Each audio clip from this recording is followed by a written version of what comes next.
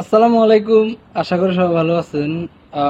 যারা রেমিটেন্স যোদ্ধা প্রবাসী, তাদের কাছে ডাক, যোগাযোগ ও তথ্য প্রযুক্তি মন্ত্রণালয়ের প্রতিমন্ত্রী জুনায়েদ আহমেদ ফলক অনুরোধ জানিয়েছে যেন প্রবাসীরা ব্যাংকের মাধ্যমে রেমিটেন্স পাঠায় দেশে।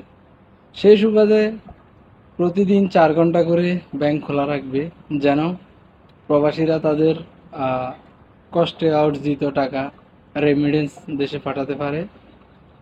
তো সেই হিসাবে 4 ঘন্টা করে খোলা থাকবে প্রতিদিন ব্যাংক।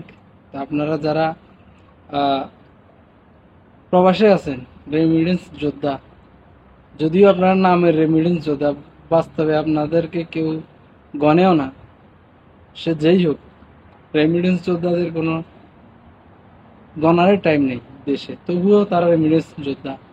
না গণে ফ্যামিলি, না গণে যায় আত্মীয় স্বজন, না গণে যায় সরকার, না গণে পুলিশ, না গণে চৌকিদার।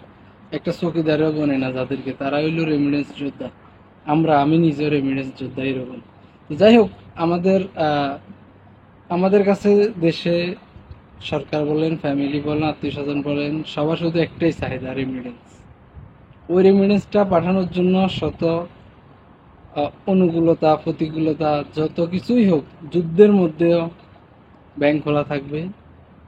যত কিছুই হয়ে যাক দেশে, ব্যাংক খোলা থাকবে শুধু প্রবাসীদের রেমিটেন্স গুলো দেশে পাঠানোর জন্য।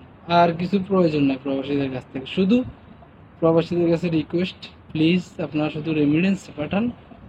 আর কিছু দরকার নেই, আপনারা মরে গেলে ওখানে লাস্টও এখানে থাকি যাক, কোনো প্রয়োজন নেই দেশের, কারো প্রয়োজন নেই, শুধু রেমিটেন্স পাঠান। তো যাই হোক, আপনাদের কাছে অনুরোধ করছে আপনারা যেন বৈধভাবে ব্যাংকের মাধ্যমে টাকা পাঠান, যেন হুন্ডি, বিকাশ ইত্যাদি এভাবে অন্য লাইনে টাকা পয়সা না পাঠান, সেই অনুরোধ জানিয়ে সংবাদ সম্মেলন করছে ডাক, যোগাযোগ ও তথ্য প্রযুক্তি মন্ত্রণালয়ের প্রতিমন্ত্রী জুনায়েদ আহমেদ ফলক।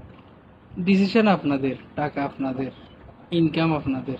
কত কষ্ট করে রোদে শুকিয়ে বৃষ্টিতে ভিজে টাকা ইনকাম করতেছে, টাকা উনি রিকোয়েস্ট করছে পাঠানোর জন্য।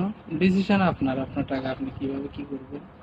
তো যাই হোক, সবাই ভালো থাকুন, সুস্থ থাকুন, রেমিডেন্স যোদ্ধারা ভালো থাকুক, এই আশায় আজকে এখানে শেষ করলাম। আমি শহীদুল ইসলাম, আবুধাবি থেকে। আসসালামু আলাইকুম।